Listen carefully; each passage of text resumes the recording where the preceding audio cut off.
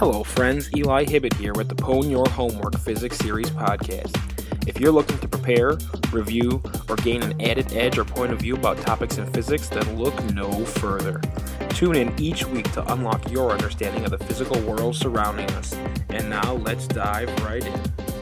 Alright, how is everybody feeling today? I am your host Eli Hibbett with the 14th episode of the Pwn Your Homework Physics Series podcast. Today's episode is called Crash Math Course, so we are going to waste absolutely no time today and get right into it. I hope you're doing well. I hope that you are staying fired up about physics, and that this podcast is helping you do that. So let's get right into the quote of the day. I actually have two quotes that actually make kind of three quotes, but we'll start off with Mr. Galileo himself. He says, "Mathematics is the language in which God wrote the universe," which I think embodies pretty much 100% what this episode is about. And one of the reasons that physics is so inaccessible, I feel like I say that all the time, but it's really true, is that this language of mathematics that we describe our world is not something that you come across every day. So we're going to really kind of take it from the ground up here and get through some of the stuff that you may not see every day. And if you're really well versed in mathematics, it's not really for you, but I think that to really make a complete presentation here through the course of, let's say, 25 or 30 podcasts of just getting that foundation together, we really need it. And the reason we need it is because mathematics is the language in which God wrote the universe. Come on, guys, stay with it. And let's get into quote number 2 from Mathematics, the Science of Patterns by Keith Devlin. He says, "Just as music comes alive in the performance of it, the same is true of mathematics. The symbols on the page have no more to do with mathematics than the notes on a page of music. They simply represent the experience." Which, oh my god, is such a fantastic quote. I have not read this book, but I think on the heels of that, I definitely am going to check it out. And, but if you don't know how to read sheet music, you can't play music. And if you don't know how to read mathematics, you can't do physics. So definitely a fantastic analogy, and giving us some inspiration as to why we're going to go ahead and go through this Crash Math course to make sure everybody is up to speed with what's going on, because I don't want anybody to be lost when we actually get into physical concepts. Which leads me to one little item. Right now, I think what we're doing is going through what I would call the physics boot camp, which nobody ever really does. They kind of start teaching you all these things all at once and telling you, okay, so we're going to teach you on an as-needed basis, all this information, but it's never really quite 100%, and so I think that causes novice, beginner physics students to lose inspiration and get confused because they don't have that solid foundation. So we're still in the boot camp stage, and I would say probably the most important thing to properly understand what's going on in your physics classes. So I wanted to introduce a new segment called the Required Reading segment, where I think I'm going to recommend a great book for you to check out every week. And the first required reading, I would say, is Stephen Hawking's A Brief History of Time. That book is, I would say, the granddaddy of them all. The one that really made science sexy, brought it into the pop culture, and made it really understandable, because there's no math in it. It's just concepts, and you don't really need anything else. So if you're just starting out, read that book, and it will get you fired up, and it will teach you things that you didn't even know existed. So I will include a link to that in my my show notes at pwnyourhw.blogspot.com. Check that out. We have all kinds of cool resources related to each episode there. And if you click the link there, it sends you to Amazon. So actually, Eli gets a little piece of the action. So if you like the podcast and you're going to buy the book anyway, click the link. Otherwise, get it from the library. Get it any way you can get it. Christmas is coming up. Great gift to anybody that you highly value as a person. And yeah. So there's a quote saying that you are the average of the 5 people you spend the most time with. So if one of those people is Stephen Hawking, I would say you're doing a fantastic job. And since you listen to the podcast, I guess one of those other people may be me. So I think you're headed in the right direction. I'll give myself a little pat on the back here. But just to give you a little taste of it, I'm going to read you a little excerpt here of A Brief History of Time. Any physical theory is always provisional. in the sense that it is only a hypothesis. You can never prove it.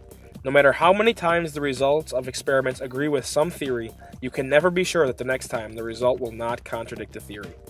Which is something that I have said, I think, a couple times on this podcast, is that, you know, we say we have a pretty good idea. When I throw this ball, I have a pretty good idea. I'm 99% sure that it's going to fall exactly where I calculated, but we don't know. The universe could change on a dime. So keep that in mind. But for right now, we're describing things through mathematics, and it's gotten us pretty far, I have to say. So that is the required reading. A Brief History of Time. Check it out. So that is going to have to pull us into our next segment, which is the clip of the week, the musical clip of the week. And for this, since we're going through math symbols, I selected a very interesting musical clip from a song called Symbol Song, which is done by a drummer named Gavin Harrison. If you know the bands Porcupine Tree or King Crimson, you definitely know him. And it's all done with symbols, but it's done in this very interesting way. He kind of uses symbols in a way that you wouldn't necessarily think to use them. And it sounds pretty cool. It's a really interesting percussion piece. So here we go. Musical clip of the week, Symbol Song.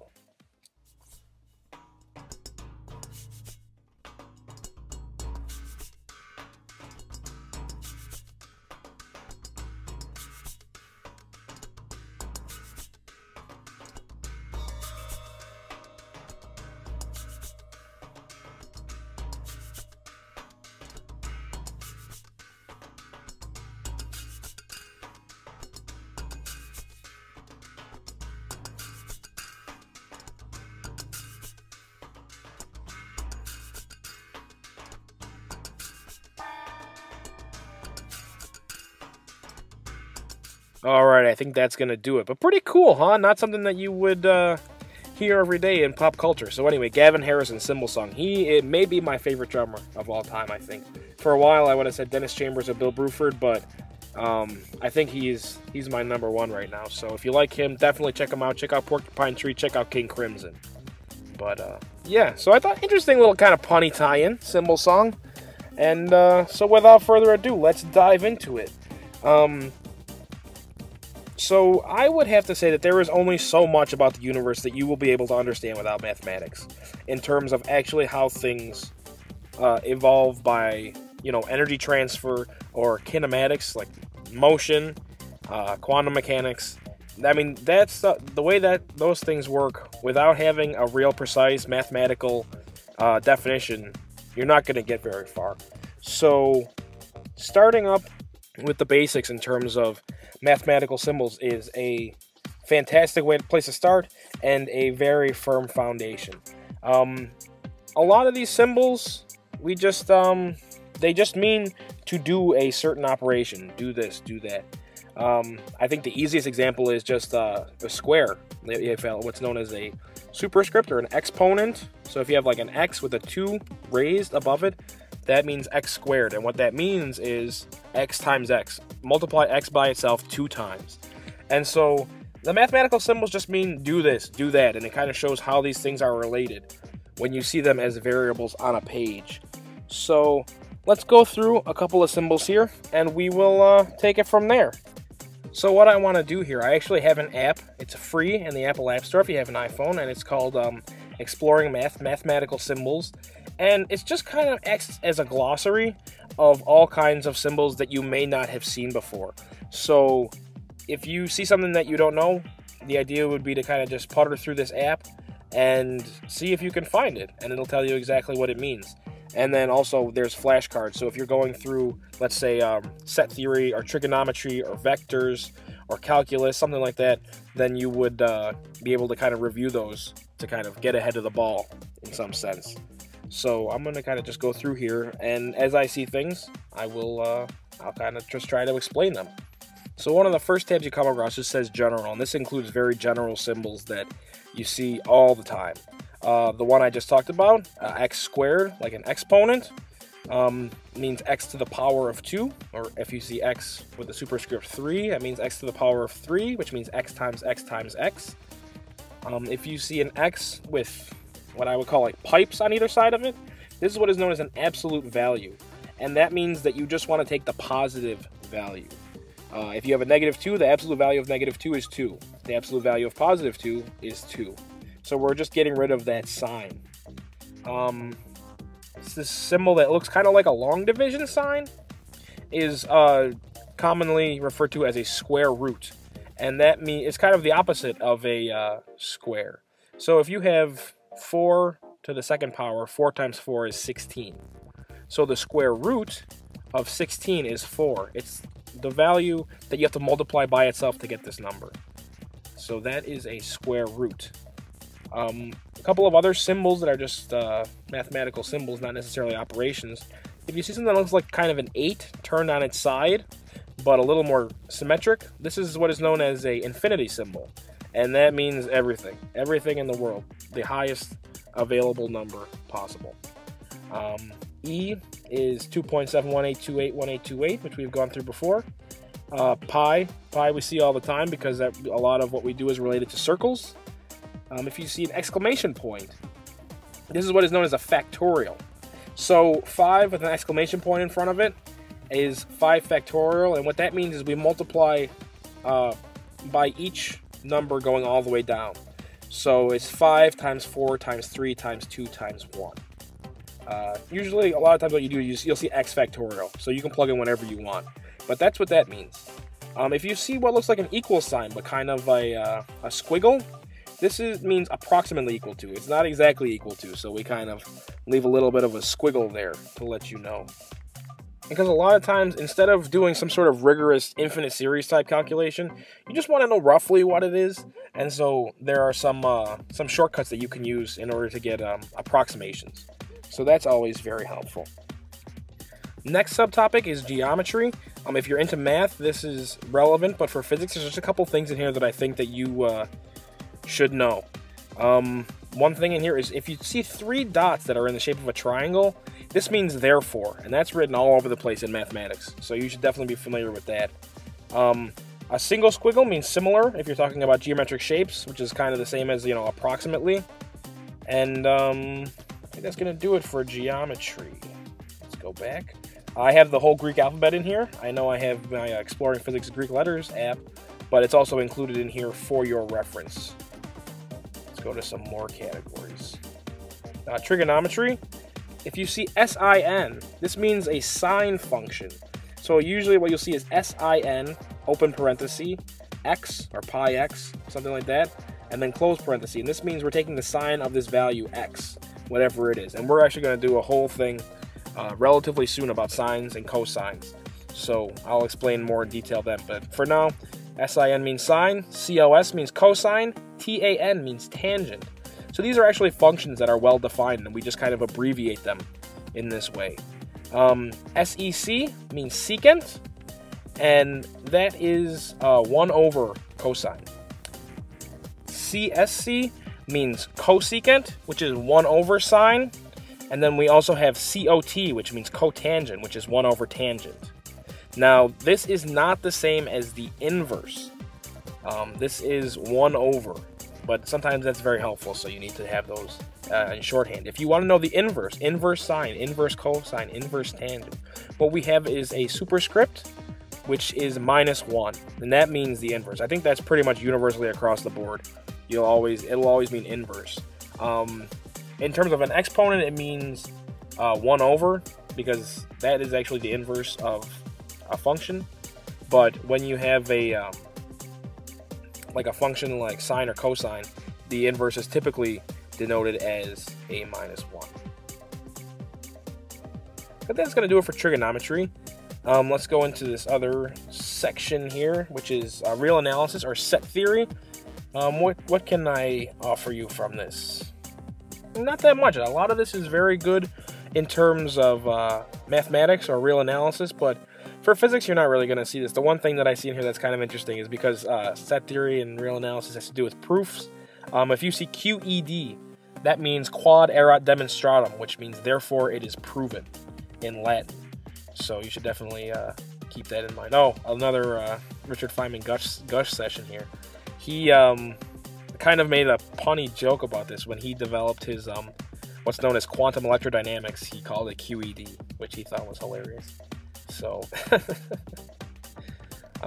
Lastly, our vectors section. We're going to go into vectors in some great detail, but for now, I'm just going to give you a brief overview. I know last week we talked about sort of the philosophy behind vectors and scalars, and now we're going to take the next small step forward into the ocean with what the symbols mean without getting into too much of the nitty-gritty, which we will be coming up to very soon.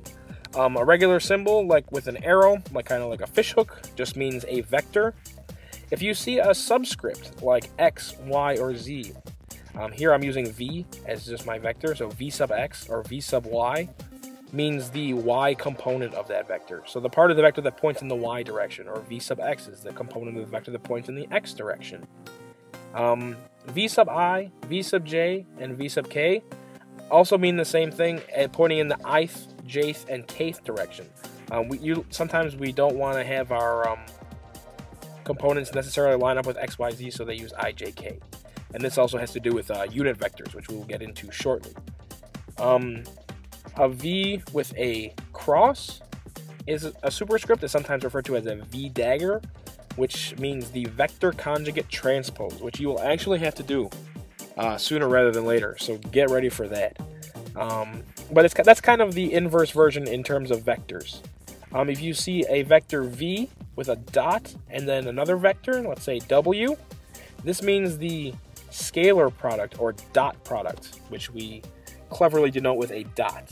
And if you see two vectors, V and W, with an X between them, this is what's known as a cross product or vector product.